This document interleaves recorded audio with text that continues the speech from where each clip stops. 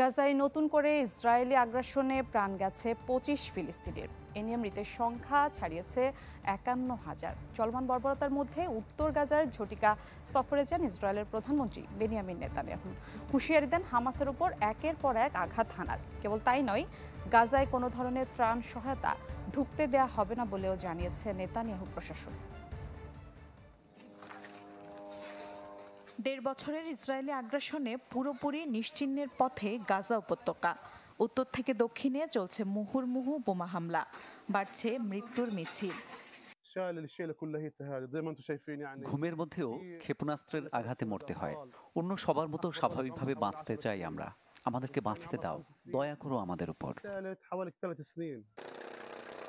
জাতিসংঘের ফিলিস্তিনি শরণার্থী সাহায্য সংস্থা বলছে, আহত অবস্থায় যারা বেঁচে আছেন বিপন্ন হয়ে উঠেছে তাদের জীবনও।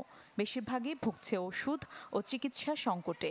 এমন মানবিক বিপর্যয়ের মাঝেও গাজায় কোনো ত্রাণ সহায়তা ঢুকতে দেয়া হবে না বলে পরিষ্কার জানিয়ে দিয়েছেন ইসরায়েলের প্রতিরক্ষা মন্ত্রী ইসরায়েল কাজ।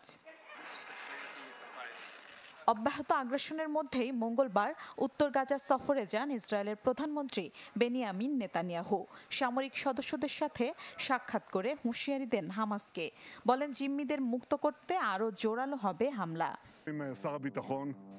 জিম্মিদের মুক্ত ও যুদ্ধে আমাদের লক্ষ্য পূরণ করেই ছাড়ব। হামাসকে কঠিন মূল্য চোকাতে হবে। হামলার পর হামলা মোকাবেলা করতে হবে তাদের। এদিকে দুই মধ্যস্থতাকারী দেশ মিশর ও কাতারের মাধ্যমে গাজা উপত্যকায় যুদ্ধবিরতি সংক্রান্ত নতুন একটি প্রস্তাব দিয়েছে ইসরায়েল। তবে স্থায়ী যুদ্ধবিরতি ও গাজা থেকে সেনা প্রত্যাহার না করলে কোনো চুক্তিতে সম্মত না হওয়ার কথা জানিয়েছে হামাস। মিলা খন্দকার, চ্যানেল 24।